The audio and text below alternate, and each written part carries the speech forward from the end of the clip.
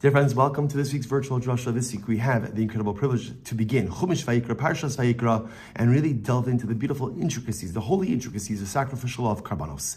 And I want to draw your attention to a specific korban, a specific offering. In Parak Hey, Pasuk Yud Aleph, chapter 5, verse 11, the beginning of Shvi, the seventh Aliyah, the Torah speaks about the minchas chote. If a person committed an aveira, so depending on the type of aveira, there are different types of karbanos. So without getting into these specifics, Torah discusses over here what happens if there is a sinner who is supposed to bring an offering of turtle doves or pigeons, but is unable to do so. So the Torah goes ahead and says such an individual could bring a mincha, a meal offering.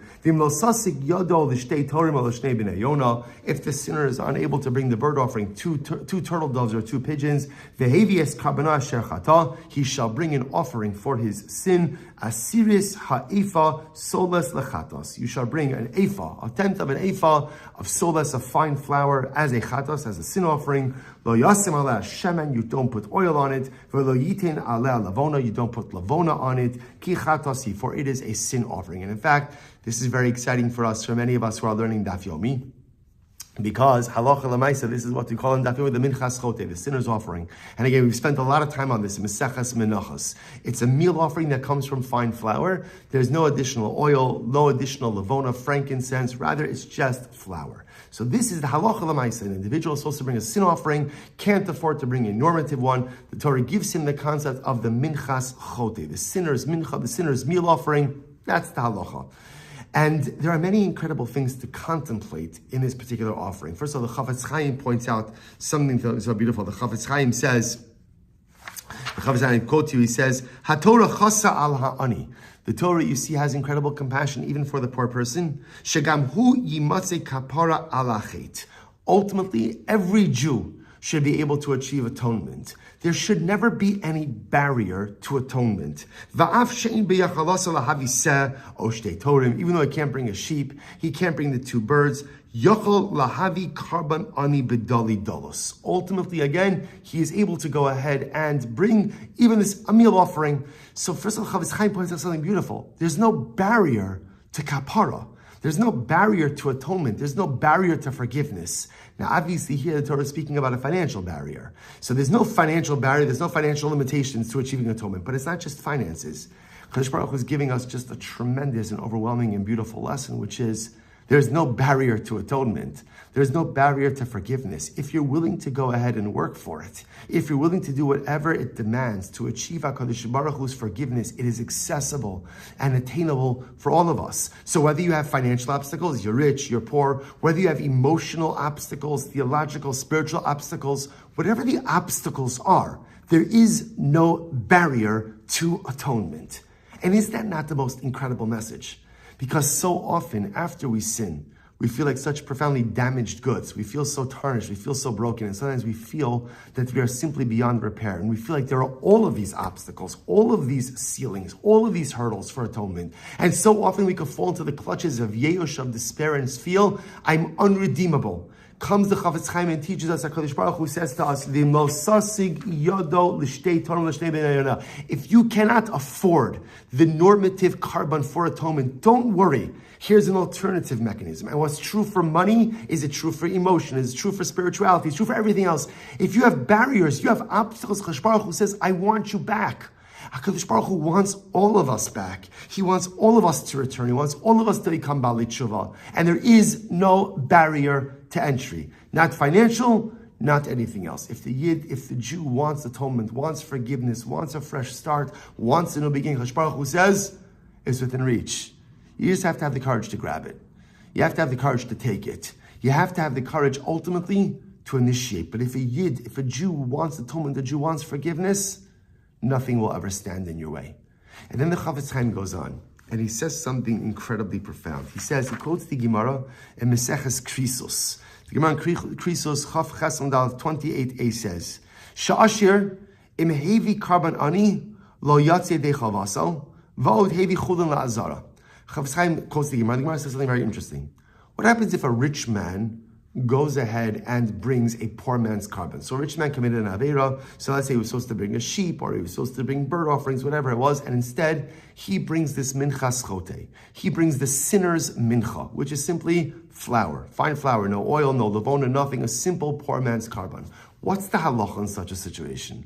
So the Gemara says, he has not fulfilled his obligation. Furthermore, not only has he not fulfilled his obligation, he has brought chulin la'azara. Chulin la'azara means you've offered up unconsecrated items within the sanctity of the Beis HaMikdash, a very severe transgression. If done intentionally, punishable by death. Unintentionally, also has its own liability. So not only, if the rich man, if the usher, brings the poor man's sin offering, bring the poor man's mincha, not only has he not fulfilled his obligation, but it's as if he has not, it's as if he has brought unconsecrated items ultimately again into the Beis HaMikdash. And the Chofetz Chaim says, what do you see from here? That HaKadosh Baruch Hu demands one thing and one thing only, which is that we become the best version of ourselves. The rich man can't bring the poor man's offering. Why? Because that's the rich man acting like the poor man. Well, the rich man's not the poor man. The rich man's rich, the poor man is poor. And for the rich man to conduct himself like anyone other than who he is a betrayal of his personalistic spiritual identity. HaKadosh Baruch Hu says, you want excellence in life, you want greatness in life, you want accomplishment, you need to be you. And you have one simple avoda. You become the best version of you. And the Chofetz Chaim is teaching us something so incredibly profound and beautiful. Chofetz Chaim is teaching us, we go through life, and often whether we do this consciously, subconsciously, often when we have like this image of the ideal me often aspires to be like someone else. I want to be like this person. I want to be like that person. And we do this in many areas of our life. We may do it in our careers. We may do it in our spirituality. We may do it in our marriage, in our parenting. I want to be like this person. I wish I could be more like them. So besides the fact that you never really know what happens with people behind closed doors, or who they really are, or what they really are, that's not what HaKadosh Baruch Hu wants of us. It is, of course, good in life to have role models, to have people who you look up to and say, wow, that person really possesses certain midos, certain attributes, character traits, abilities that I would love to inculcate within myself. But at the end of the day, there's one central avoda in life. Be the best you. Self-actualization means looking at who and what I am, and how do I become the best version of me. Not to become someone else. Not to be someone else, but to be me. All too often in life, we're trying to become like other people. We're trying to fit into other people's molds. We're trying to remake ourselves in someone else's image. And meanwhile, HaKadosh Baruch Hu says, I don't need that. Remember, HaKadosh Baruch Hu created me. He created you. So what, there's like a manufacturer's error that I need to become like you and you need to become like me? No.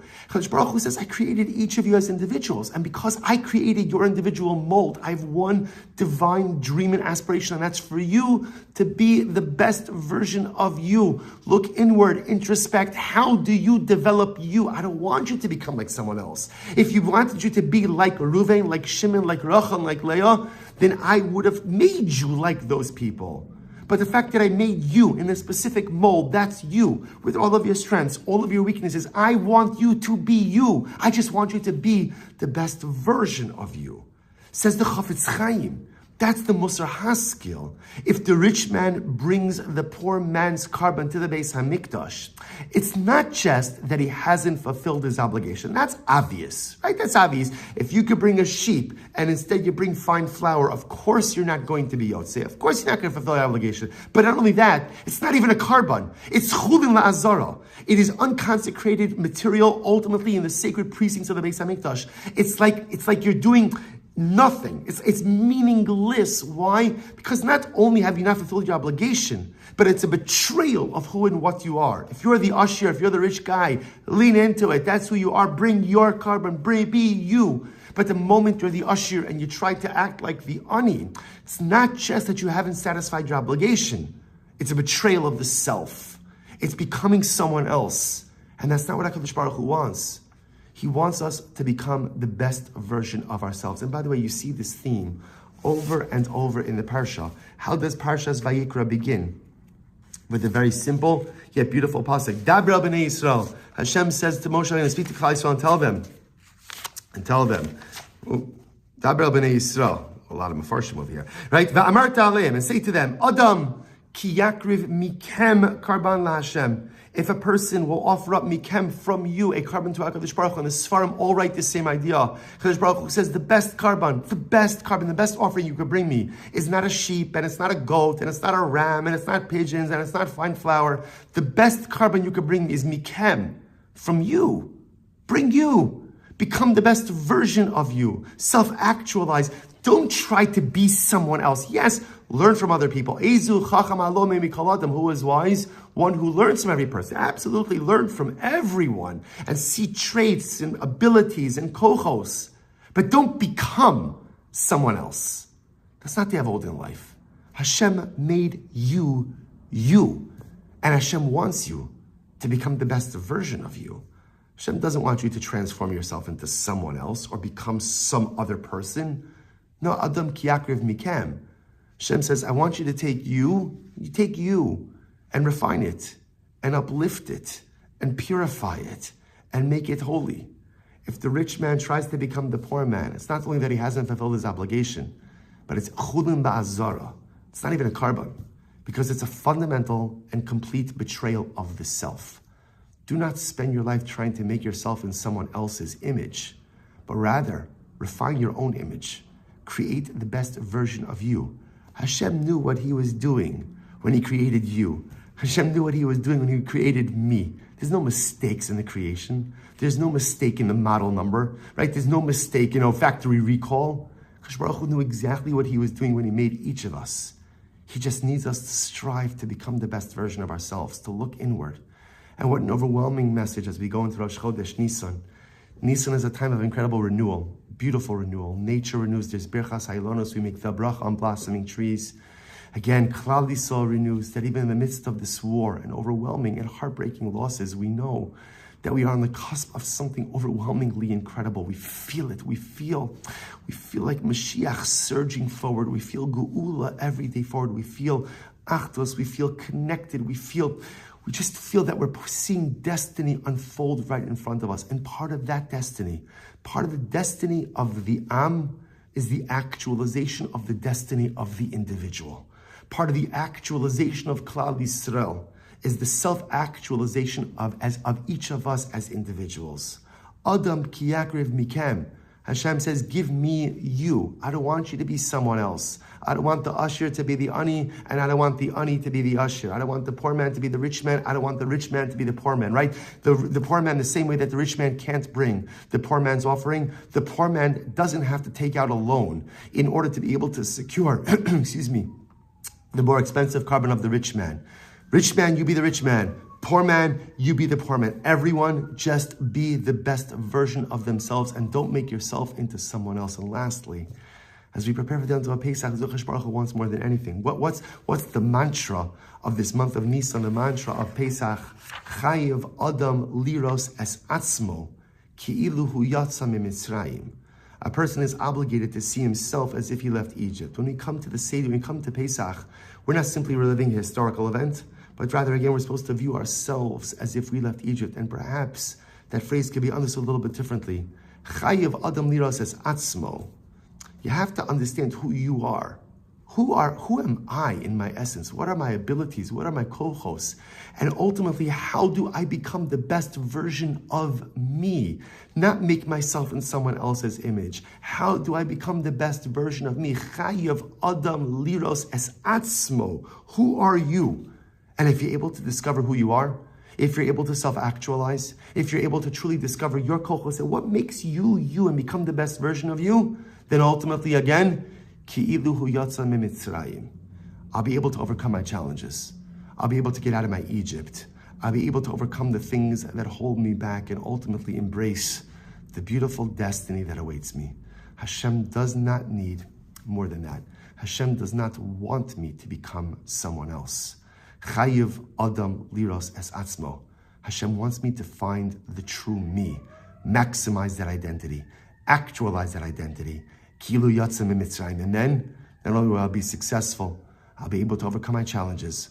I'll be able to leave my Egypt, and I'll be able to seize and embrace the beautiful bracha and destiny which awaits us all. Wishing everyone a good Chodesh and a good Erev Shabbos and a beautiful Shabbos Kodesh.